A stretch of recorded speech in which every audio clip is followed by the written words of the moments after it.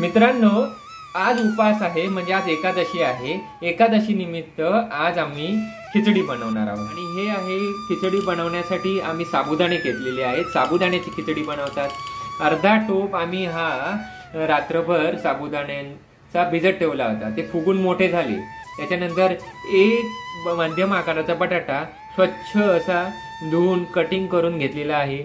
एक वाटी शेंगदाण्याचं कूट आहे। शेंगदाण्याचं कूट कसं बनवतात त्याचा व्हिडिओ ची लिंक मी डिस्क्रिप्शन मध्ये देईन। आणि हे स्वच्छ असं मीठ उपवासासाठी लागणार। आणि ह्या ठिकाणी 2 छोटे चमचे जिरं आणि 4 हिरव्या मिरच्या ताज्या असे हे सर्व साहित्य वापरून आपल्याला साबुदाण्याची खिचडी बनवायची आहे। गॅस वरती आम्ही पॅन तापत ठेवला आहे। पॅन मध्ये आपल्याला शेंगदाण्याचं तेल वापरायचं आहे, कारण का शेंगदाणे उपवासाला चालतात। अंदाजे 2 चमचे तेल वापरलं तरी चालेल किंवा 1.5 चमचा तेल वापरा। सुरुवातीला आपण तेलामध्ये हे जिरं आपण ऍड करून घेऊया। जिरं जर असं तडतडलं आहे, आपण यामध्ये मिरच्या ऍड करूया। आपण जरा हे चमच्याने ढवळून घेऊया। मिरच्या उडतात जरा लांबूनच आपण हे जरा ढवळायचे आणि मग यामध्ये कटिंग केलेला बटाटा ऍड करायचा। म्हणजे कटिंग केलेले बटाट्याचे तुकडे ऍड करायचे आणि मग ढवळायचे।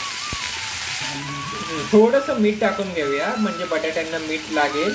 थोडंसं मीठ टाका आणि जरा परतून घेतलं। मग झाकण ठेवूया 5 मिनिटांसाठी। 5-7 मिनिटं झालेली आहेत। आम्ही हे झाकण बाजूला केलं। वाव, बटाटे चांगल्या प्रकारे शिजलेले आहेत। जरा आपण चमच्याने म्हणजे ढवळून घेऊया, परतून घेऊया। चला, छान प्रकारे बटाटे छान झाले आहेत। मुळात काय एक रेसिपी अजून एक झाली समजा, बटाट्याची भाजी पण उपवासाला चालणारी। आपल्याला या बटाट्याच्या भाजीतच हे रात्रभर भिजवलेले साबुदाणे ऍड करायचे आहेत। हे पहा। चला, आपण जरा ढवळून घेऊया बटाट्यांमध्ये, जेणेकरून छान असे त्यांना चव येईल। सर्व बाजूने आपण हे सर्व साबुदाणे ढवळून घेतलेले आहेत। वरती आपण जरा आहे ना, हे पहा, हे 1 वाटी शेंगदाण्याचं कूट वरती शिवरायचं आहे आणि चवीनुसार मीठ ऍड करायचं आहे। आधी थोडंसं मीठ ऍड केलं, ते बटाट्यांना लागण्याकरिता ऍड केलं होतं। आणि मग नंतर चवीनुसार मीठ ऍड करायचं आणि मग चमच्याने ढवळायचं। आपण पाहू शकता आम्ही कशा प्रकारे ही साबुदाण्याची उपवासाची खिचडी बनवत आहोत। आणि ही खिचडी जेव्हा आपण बनवतो ना, त्यावेळेला काय काळजी घ्यायची आहे, उपवासाची खिचडी आहे ना, तर बटाटे कुस्करायला द्यायचे नाहीत, म्हणून जास्त शिजवायचे नाहीत। 5-7 मिनिटं शिजवा। आणि चमचा पण आपल्याला असा घ्यायचा आहे की तो चांगल्या प्रकारे आपल्याला ढवळता येईल। चमच्यामुळे ते बटाटे पण कुस्करणार नाहीत। म्हणजे जेव्हा आपण खिचडी जेव्हा बटाट्यांसोबत खायला घेऊ ना, तेव्हा छान लागते। चला, खिचडी चांगल्या प्रकारे ढवळून झालेली आहे। 5 मिनिटांसाठी झाकण ठेवूया।